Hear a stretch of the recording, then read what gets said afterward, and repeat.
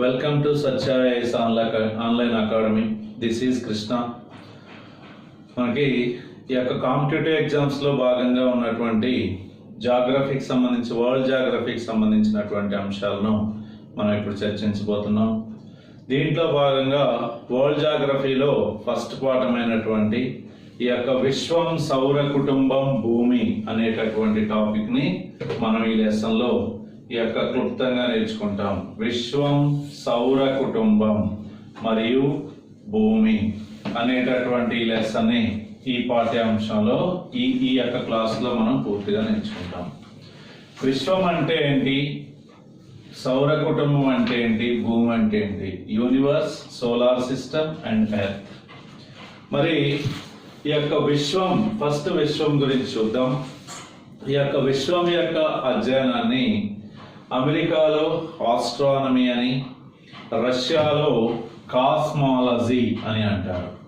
విశ్వం యొక్క అధ్యయనాన్ని అమెరికాలో ఆస్ట్రానమీ అని, రష్యాలో కాస్మాలజీ అని అంటారు. కాస్మాలజీ అని అంటారు. మరి విశ్వం అంటే ఏమేమి ఉంటాయి దీంట్లో చూసినట్లయితే, విశ్వం అనగా వేటి సమూహం. చూస్తే విశ్వం అంటే మనకు ఈ యొక్క గెలాక్సీలు లేదా వీటినే నక్షత్ర వీధులు అంటారు. గెలాక్సీలు లేదా నక్షత్ర వీధులు, అదేవిధంగా నిహారికలు లేదా నెబ్యులా, నిహారికలు లేదా నెబ్యులా మరియు శూన్య ప్రదేశాలు. ఈ మూడింటిని కలిపి ఏమంటారంటే విశ్వం అంటారు.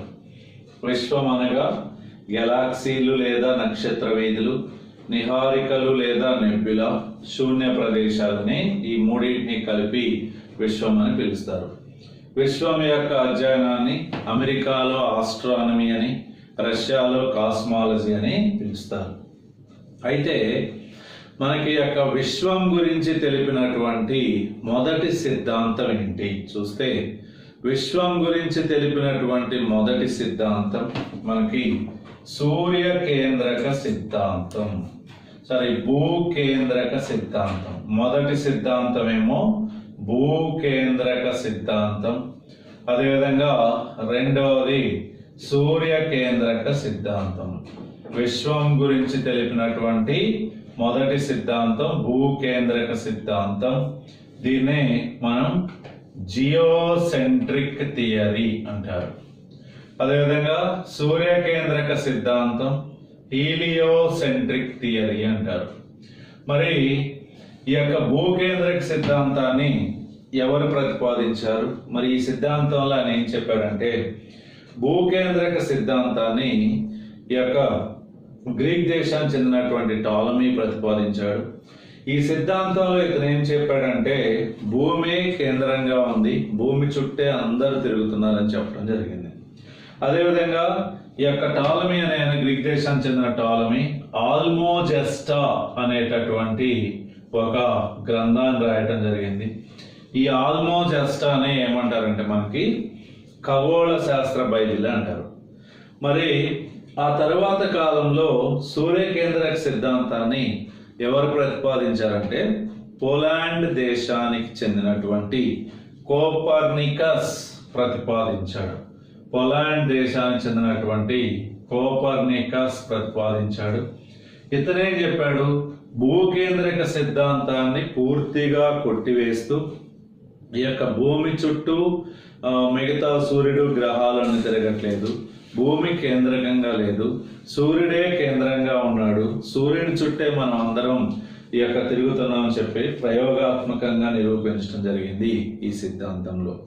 చూడండి, విశ్వం గురించి తెలిపినటువంటి మొదటి సిద్ధాంతం ఏంటంటే భూకేంద్రక సిద్ధాంతం. రెండవ సిద్ధాంతం ఏంటంటే సూర్యకేంద్రక సిద్ధాంతం. భూకేంద్రక సిద్ధాంతాన్ని ప్రతిపాదించింది ఈ యొక్క గ్రీక్ దేశానికి చెందినటువంటి టాలమీ. సూర్యకేంద్రక సిద్ధాంతాన్ని ప్రతిపాదించింది పోలాండ్ దేశానికి చెందినటువంటి కోపర్నికస్.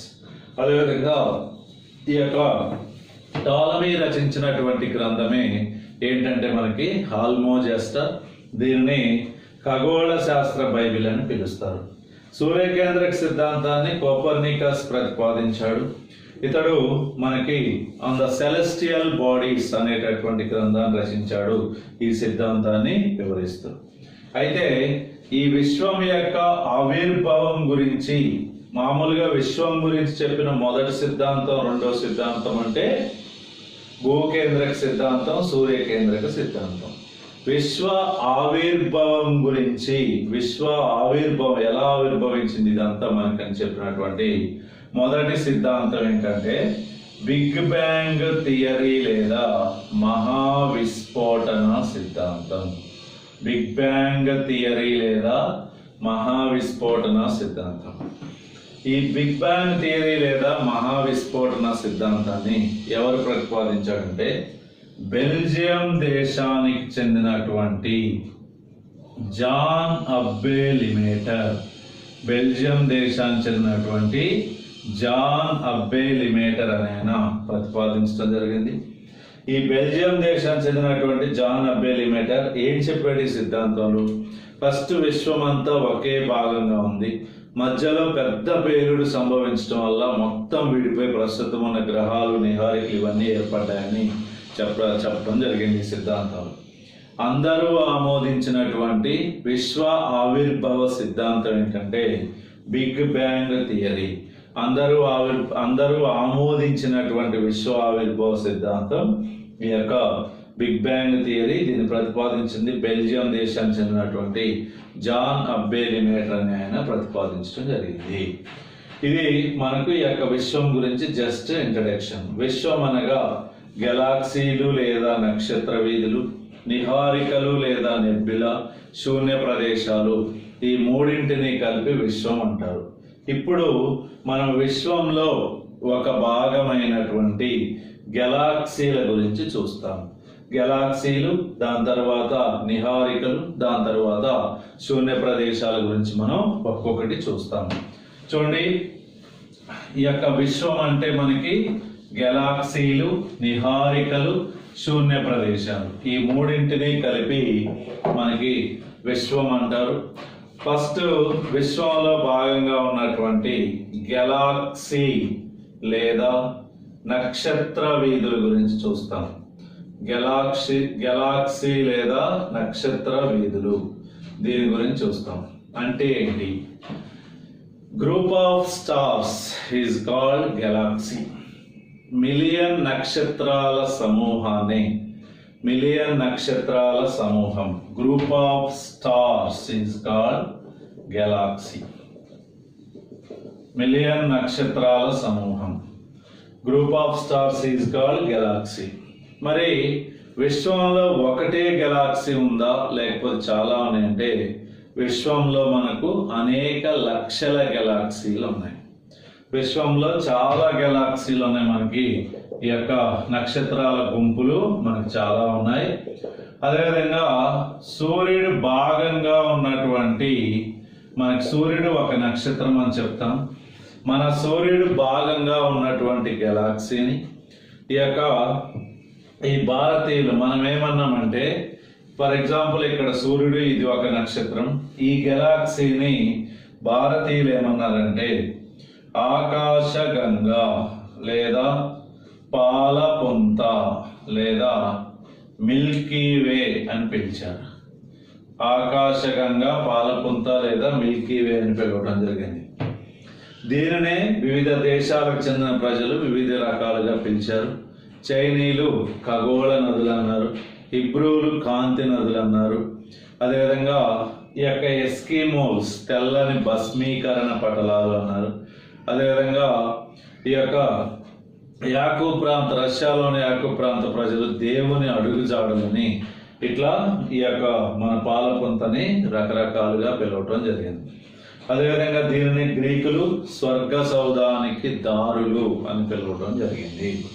చూడండి, మిలియన్ నక్షత్రాల సమూహాన్ని ఏమంటారు? గెలాక్సీ అంటారు. మరి విశ్వంలో అనేక లక్షల గెలాక్సీలు ఉన్నాయి. సూర్యుడు భాగంగా ఉన్నటువంటి గెలాక్సీని, సూర్యుడు భాగంగా ఉన్న గెలాక్సీని భారతీయులు ఆకాశగంగా లేదా పాలపుంత లేదా మిల్కీ వే అని పిలవడం జరిగింది. అదేవిధంగా దీనినే చైనీయులు ఖగోళ నదులు అని, హిబ్రూలు కాంతి నదులని, ఎస్కిమోల్స్ తెల్లని భస్మీకరణ పటలాలు అని, అదేవిధంగా గ్రీకులు స్వర్గ సౌధానికి దారులు అని పిలవటం జరిగింది. అయితే మన పాలపుంతకు దగ్గరగా ఉన్నటువంటి గెలాక్సీ ఏంటి చూస్తే మనకి ఆండ్రోమెడా. ఆండ్రోమెడా మన పాలపుంతకు దగ్గరగా ఉన్నటువంటి గెలాక్సీ. నెక్స్ట్ విశ్వంలో అతిపెద్ద గెలాక్సీ ఏంటంటే మనకి హైడ్రా. విశ్వంలో అతిపెద్ద గెలాక్సీ హైడ్రా. పాలపుంతకు దగ్గరగా ఉన్నటువంటి గెలాక్సీ ఆండ్రోమెడా. విశ్వంలో అతిపెద్ద గెలాక్సీ హైడ్రా. ఈ యొక్క పెద్దది హైడ్రా, దగ్గరగా ఉన్నది ఆండ్రోమెడా. మన సూర్యుడు మనం ఉన్నటువంటి గెలాక్సీ పేరు పాలపుంత. మన గెలాక్సీ ఏ ఆకారంలో ఉందంటే మనకు సర్పిలాకారంలో ఉంది. సర్పిలాకారంలో ఉంది. అయితే మనకు మరి ఇందులో ఒక భాగమైనటువంటి నక్షత్రం. మనం విశ్వం అంటే ఏం చెప్పాం? నక్షత్రం అని చెప్పాం. నక్షత్రాల సమూహం అంటే దీంట్లో మనం నక్షత్రాల గురించి చూస్తాం. నక్షత్రం ఏంటి? నక్షత్రం దీని యొక్క ఇంపార్టెన్స్ ఏంటి విశ్వంలో చూద్దాం మనం. నక్షత్రం స్టార్. ఈ యొక్క Galaxy group of stars is Galaxy. అదేవిధంగా మనకు ఈ యొక్క నక్షత్రం యొక్క ఇంపార్టెన్స్ ఏంటి చూసినట్లయితే విశ్వంలో టోటల్ యూనివర్స్లో స్వయం ప్రకాశిక శక్తి కలిగిన ఏకైక ఖగోళ సముదాయం నక్షత్రం. నక్షత్రానికి తప్ప దేనికి స్వయం ప్రకాశిక శక్తి లేదు. మిగతా ఏమున్నాయి మనకి? ఇంకా చాలా వస్తాయి.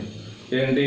గ్రహాలు, ఉపగ్రహాలు, ఆస్ట్రాయిడ్స్, తోకచుక్కలు, ఉల్కలు, ఉల్కాపాతాలు, ఇలాంటివన్నీ కూడా ఈ యొక్క విశ్వం సౌర కుటుంబంలో వస్తాయి. వేటికి కూడా స్వయం ప్రకాశిక శక్తి లేదు. స్వయం ప్రకాశిక శక్తి కలిగిన ఏకైక ఖగోళ సముదాయం నక్షత్రం. అయితే మరి మనకు శక్తి విడుదల అవ్వాలి అంటే ఏ చర్య అయినా కావచ్చు, కేంద్రక సంలీన చర్య అయినా కావచ్చు ద్వారా శక్తి విడుదలవుతుంది, లేదా కేంద్రక విచ్యుత్తి ద్వారా అయినా మనకి శక్తి విడుదలవుతుంది. మరి నక్షత్రంలో శక్తి విడుదల అవటానికి కారణమైనటువంటి చర్య ఏంటి అంటే కేంద్రక సంలీన చర్య. అణువులోని పరమాణువులు కలవటం వల్ల మనకు శక్తి విడుదలవుతుంది. సంలీన చర్య, కేంద్రక సంలీన చర్య ద్వారా శక్తి విడుదలవుతుంది. మనకు ఈ యొక్క కేంద్రక సంలీన చర్య ద్వారా శక్తి వేటిలో విడుదలవుతుంది? నక్షత్రాలు హైడ్రోజన్ బాంబులో కేంద్రక సంలీన చర్య ద్వారా శక్తి విడుదలవుతుంది. మరి కేంద్రక విచ్యుత్తి ద్వారా దేంట్లో శక్తి విడుదలవుతుంది అంటే అణుబాంబు మరియు అణు రియాక్టర్లలో కేంద్రక విచ్యుత్తి చర్య ద్వారా మనకి శక్తి విడుదలవుతుంది. చూడండి, నక్షత్రం విశ్వంలో స్వయం ప్రకాశిక శక్తి కలిగిన ఏకైక ఖగోళ సముదాయం నక్షత్రం. దీనిలోనే స్వయం ప్రకాశిక శక్తికి కారణమైనటువంటి చర్య కేంద్రక సంలీన చర్య. ఏ వాయువులోని అణువులు సంలీనం చెందటం ద్వారా శక్తి విడుదలవుతుందంటే ఈ యొక్క నక్షత్రాలలో హైడ్రోజన్ వాయువు.